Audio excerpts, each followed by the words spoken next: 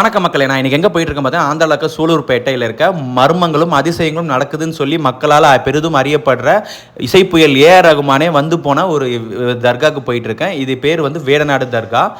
இதில் ஒரு 144 அடி உலகிலே மிக நீண்ட ஜீவசமாதி அமைஞ்சிருக்க ஒரு இடம்.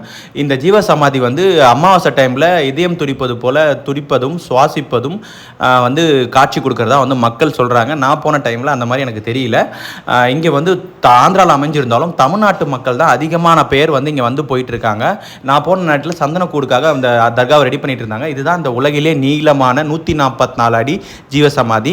இது வந்து அமாவாசை டைமில் வந்து துடிப்பதும் போலவும் மூச்சு விடுவதும் போலவும் இங்கே ஒரு காட்சி கொடுக்குதுன்னு சொல்கிறாங்க. இந்த சமாதிக்கு ஒரு பேக் ஸ்டோரி சொல்கிறாங்க. இங்கே ஒருத்தர் வந்து ஜீவசமாதி அடையிறதுக்காக அங்கே இருந்த குழந்தைங்க கிட்ட இந்த பள்ளத்தில் நான் படுத்துக்கிறேன், என் மேலே மண்ணு தள்ளிடுங்கன்னு சொல்லியிருக்காங்க.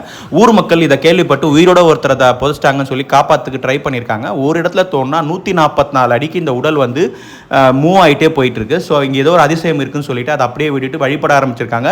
அவங்களுக்கு நிறைய நல்ல விஷயங்கள் நடந்திருக்கு.